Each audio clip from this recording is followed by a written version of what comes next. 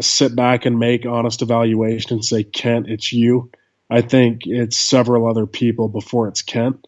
So, yeah, I'd like to see changes in accountability at other positions. But like I said, previously, we can't do that because we don't have depth. So usually you hold people accountable with depth, and we don't have depth in other positions to be able to go ahead and do that. So we can't make changes there and, see if we can get some better play and protect him a little bit better. Therefore, we can't truly say, Kent's a bad quarterback because all the variables surrounding his poor performance at times. Yeah, I agree with you on the quarterback. I agree with you on even the play calls. You can't look at one thing, only the play call or only the Yeah. quarterback, and say, hey, that's the only problem. I think a lot of people in a couple weeks ago, well, I guess it was after, and you were very vocal about, I guess it was Air Force, for example, an offensive lineman grades out at, I don't remember the exact number, but we'll say 65%, and Yeah. he's playing the next week. He's playing the whole game. He never gets pulled. I think that is more the frustration, and we've obviously already talked about it ad nauseum as far as the offensive line is concerned. But what if there was a better guy to replace him with? I guess what would be a percentage, or what would be, what in your opinion, when should an offensive lineman be pulled and replaced? Well, when you give up 3 sacks at the Colorado State game and two were out physical and one's a missed assignment, you're gone. Uh, you know, Times like that. But I mean, I don't know what those grades look like. I'm sure they're favorable to the vets in those grades. I know they made some changes this last game. I thought it was Brooksby that was supposed to not be starting because of injury, and then he ended up in there. But Hawkle was out, and they He replaced him was with in there, Uds. yeah. Yeah, was Jude injured or was he just No, I benched? think Hockle was just pulled.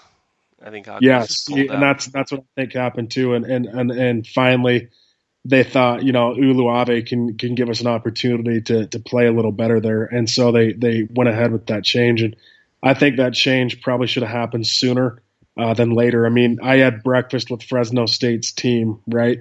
I was in their D line meeting room, and they talked about him as being one of the weaknesses, and they talked also about Brooksby, and Coach Webb led that conversation with an intimate knowledge of those guys' strengths and weaknesses, and also what they put on tape. So so that was a welcome change. Now you look at guys like Brandon Takiaho and some of those guys.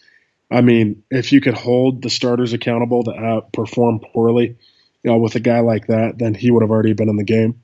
But Right. again, if you read between the lines, like there's people that get on and say, why isn't he playing and why isn't so and so playing? Well, if you're like you, Isaac, and you're at fall camp and you're up close and personal and and you see, why he's not in there. But as a coach, you're not just going to sit there and throw a guy under the bus like that and say, it's because, the guys behind aren't developed or they're dumb as a rock or he's an idiot or, he doesn't play consistently from a mental standpoint. Physically, he's there. Mentally, he's not. They won't say that, but it's people like us that know that need to be saying it. And so I'm saying it. Yeah. Yeah, and that's the thing. I mean, on this podcast, we've talked a lot about Huckle and Brooksby, and the fact that they are the best options at this point is the Yeah. alarming part. Nothing against those two guys personally, and I think the Wyoming game started with Boyer and Uluave in the game, and then Brooksby came in later, because Brooksby was supposedly the one that went out with an injury last game and didn't Yeah. finish, or the game Yeah. before, I should say. But it went back to Brooksby. I don't think Huckle even saw the field against Wyoming that I saw, and I was watching it pretty closely. But on TV, and that's why I try to go to all the away games. I had to watch this one on TV, and I don't know that for sure, but that's what it seemed like to me. Yeah. Yeah. And yeah, so So from a grade standpoint, I mean, what grade earns you a bench? 70 gets you in hot water usually. Yeah. 80 safe, 90 safe. A lot of guys will grade out in that 80% range because, if you're a starter playing at a high level, that's where you should be. Even on the bottom end, you should be at least a B every week.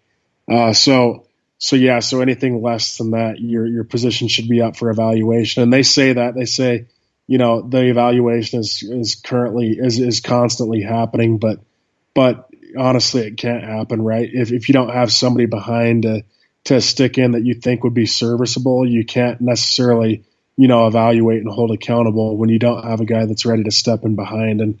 So that's the situation. Now one more thing, you look at I'm focusing on the O line, but hopefully listeners know that a lot of the statements I'm making are applying to the whole team, but it's quantifiable when I point to a position group, especially one that I know intimately. But I remember when I was a young guy as a backup, and a lot of the other guys that were young, waiting for our opportunity to step in and play in 2012, we literally.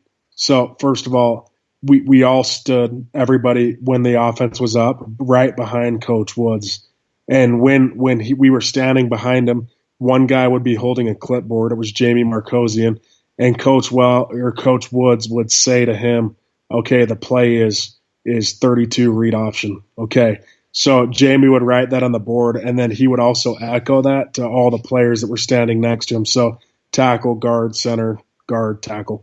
So we're all standing there listening, and Jamie's kind of running the clipboard. And then we would watch our guy on that play, and if there was anything that was glaring, we would say that to Jamie, and he would jot it down on the board so that when we came back, when they came off the field and sat in their benches for adjustments, they'd be ready with that information. So each of us are intently watching our guy. We know exactly what they need to be doing from a technical standpoint. We're also seeing, as a young guy, how the play is executed on the field by veterans who are playing against the competition out on the field. So we're taking visual reps and learning and saying, this is what I would do, this is what I'd step with, this is where the linebackers are, whatever else. And then after those guys would come trotting off the field, we would stand behind each of our position groups and give them a feedback, in between the time that Coach Woods was coming over to sit down and them talking, saying, oh, this is what happened on this play. It looked like this, that, or whatever. Starters could take it for what it's worth. And then the coach had all those notes ready to talk to each guy specifically, because you can't watch them all at once. That level of attentiveness and active participation in the game is not there at all in the two deep, and that needs to be there in order to create a culture of success and accountability and development and readiness when it's your time to get on the field. And I'm telling you, that is not happening at all. People are dicking around on the sideline, not paying attention to the game, not standing by their position coach, not even watching the game, and that is one significant reason, I think, for the decline as well, is that, the guys that are standing on the sideline are there to watch the game. They're not actively engaged in basically playing from the sideline, if that makes sense. Right. How many, because right now it seems like, there's really only maybe 8 guys, right? How many do they even travel? Do they travel 8, 9 guys on the road? It depends. But usually there's a guy per position. So, and Okay. sometimes they'll have more. I mean, they bring Andrew Chen because he's been around a long time and has earned the opportunity to roll with the team, but he's not like a depth guy. So I think they'll bring, some extra guys that have earned the opportunity to be there. So sometimes it's usually always 10. Sometimes it could be a little more though. Right. Yeah, so that's, I mean, the offensive line has definitely been disappointing. The defensive line has been disappointing. Those are going to be keys in every game moving forward. I mean, Nevada's not a slouch running the ball. It was comical as far as their quarterback last year. They got up on the Aggies, and then really that guy could not throw the ball to save his life. And luckily the Aggies came up with the win last year, or really we would be talking about the same thing last year as we are this year, is no bowl eligibility. So Yeah. Or I guess maybe they technically could have gone to bowl. I don't know, but it's pretty crazy how things work out, and we've mentioned before. I mean, the Aggies have been so close in these games. The difference between winning and losing is so small, and that's why I think it's justified for not only people like you, but also just Joe Blow fan to say, you know what, they could do this differently. Why did they do this the last couple of years, and why did they change that or call that play? Because the difference between winning and losing is so minute, especially where Utah State isn't always going to have. Well, they're not ever going to have the 5-star recruits, right? They're not going to be USC next year or this year. They're not going to have the best talent against most of the teams they play, but it's got to be something different, right? How small is that difference as far as the talent or the D1 team to D1 team in the Mountain West, for example? I think it's really small. That the fine line of being, a special team and a garbage team. I won't even call this year's team average. Garbage is a better, more accurately, used adjective to describe what we've seen this year. The line is so small. I mean, you even look at this year, and there's 4 or 5 games that a couple things go differently. From an execution standpoint or making play standpoint that we win, and now all of a sudden we're sitting there at 7 or 8 wins, coming into the final 3 games of the season. But instead we're not. And Wyoming's a perfect example of that. There's been, 3 games out of the, I think 7 that they've won so far this year that literally, came down to making a few plays here and there that we weren't able to make.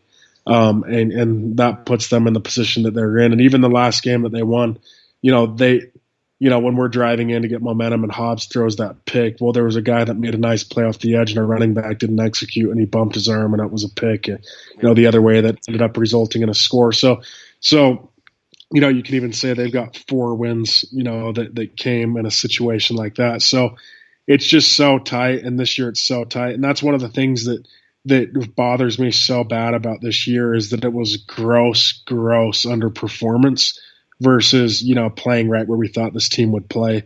There was enough talent there to compete for a championship. I mean, we could have beat Air Force. We could have beat Boise. We would have lost to San Diego, but still losing to San Diego in the West Division still leaves us in the driver's seat on this side of the table. So, I just look at that and I'm upset about how gross we underperformed and the fact that we can chalk really all of it up to execution. Yeah, I mean, obviously execution is kind of a catch-all. I'm not saying it's an excuse. I think it's obviously a reason. The other thing that I didn't mention before, as far as facts, we're all we've talked about tonight is the facts. It might be real talk. It might hurt if I was Matt Wells and I listened to this podcast, it might hurt my ego, but they're facts. And the other fact that we can point to as far as the decline in the program in the last 16 games or whatever, because that's kind of how we started out this podcast, is really the turnovers have changed a lot. Try to explain to us how good those 2012 and 2013 defenses were in the red zone after a turnover that the offense had, or different things like that. How did they do that, and kind of give us a perspective on that defense, because it's a lot different than now. Yeah, it was just, it was that mindset of winning individual matchups, winning competitions, winning, doing your job, playing assignment sound, bending but not breaking type of mentality. And you look at those guys. I mean, for example, if you have like a one-on-one tug of war, like there are guys that are saying, I will absolutely win this matchup. In the summer, in the summer we used to have these competitions where we do individual tug of wars and a lot of things that literally put your ego out on the line to either, earn a reputation or